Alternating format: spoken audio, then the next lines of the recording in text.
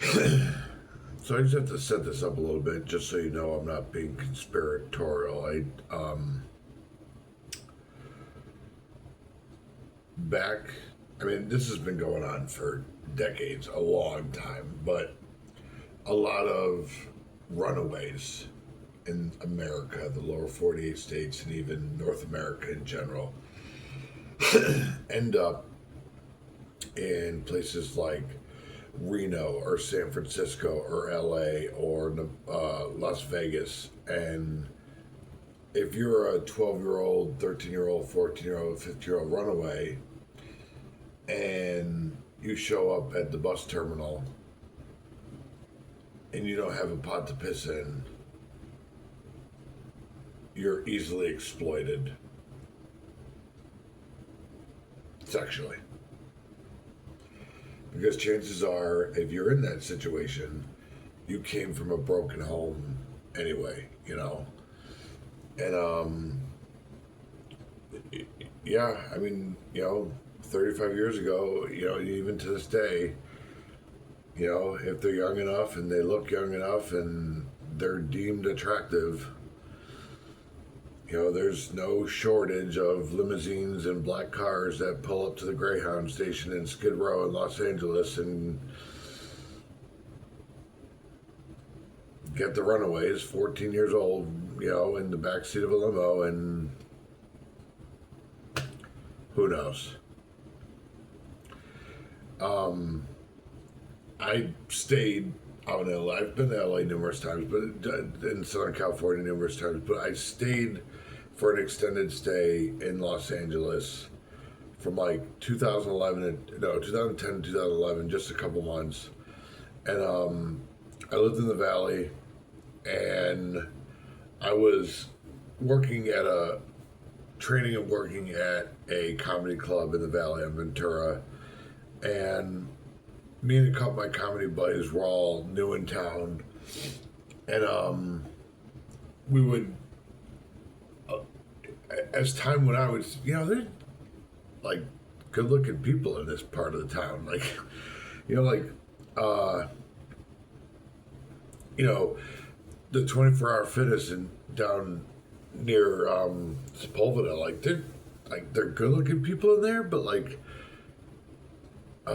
in like a scary way, like they're like, and we say, oh, this breakfast place, down the street's really good, but like in the morning, there's like, again, good-looking people in wife beaters and sweatpants, with no drawers on, and we just, and as time went on, we went up to our director, a couple of us, and we kind of asked him about it. He was like, well, gentlemen, you're in the Valley. All the adult films on planet Earth are made in the Valley. And Sherman Oaks is pretty much the Beverly Hills of adult film stars. Like, this is where all the top level adult film stars live. You're all living in the porn Beverly Hills. Like, what?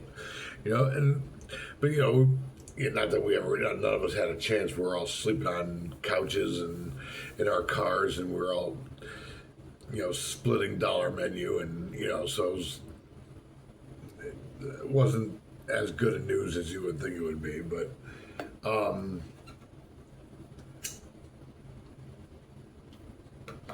just talking to those guys, the people that worked in the industry, nothing formal, just overhearing things and everything. You kind of know whether it's, if they're using a condom, or if they're in like the architecture of the room that they're in, the hotel or the condo or the mansion or the scene. You kind of start to put pieces together as to like where it was filmed and what etiquette and what rules and what laws. Anyway, my point is, not that I watch a lot of that, but if you see people that are in an American style dwelling, either West Coast or Florida or whatever, and they don't speak a word of English, they're being trafficked, and they don't have any official documentation or IDs or anything, so they muck up a fake ID, and the people might be 15, 16, 17 years old, and they're sleeping with an older woman or an older man, or it's so messed up. And the reason why the other day I said that the gay Jeffrey Epstein's going to make the real Epstein look like a dairy farmer is because those kids that used to get picked up at the bus station, or still do, that are 12, 13, 14-year-old runaways, they get passed around. They get passed around until they're found dead, or they end up in the porn industry, or they end up just one of those people on Skid Row. And if you think they do that to 14-year-old boys from Bowling Green, Kentucky, and nobody cares about that kid either, what do you think they're doing with an endless supply of illegal immigrants daily? And they say there's all these kids missing from the illegal, trafficking trade and all that. If they're going into Southern California and Las Vegas and Reno and San Francisco and LA, and what do you think's happening to them? They're getting passed around. I don't, obviously, I don't know this firsthand, but if the track record, especially of LA and San Francisco, with, when they can get away with it, and again, if they didn't care about some kid, some biracial kid, 16 years old who ends up in a dumpster, why would they care about some 14-year-old or 13-year-old or 12-year-old, from Tegucigalpa, Honduras, why would they care about him? Or his brothers, or his cousins, It's just, it's a sad situation. I think when it's finally exposed, it's going to be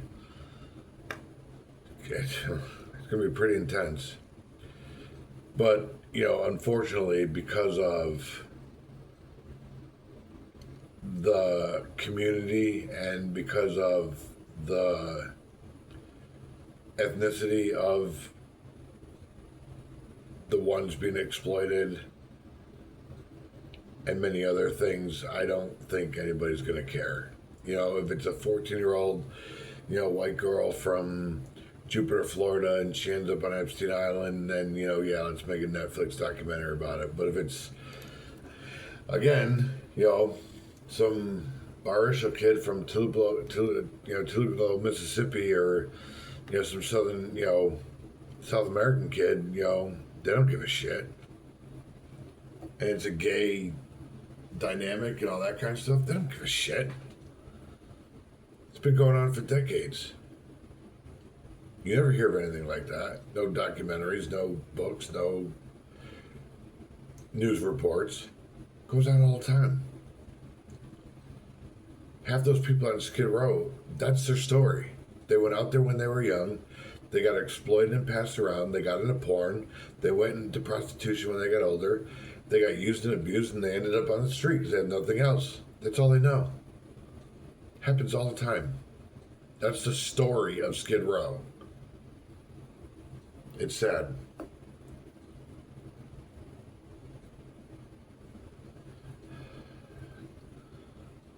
I don't know.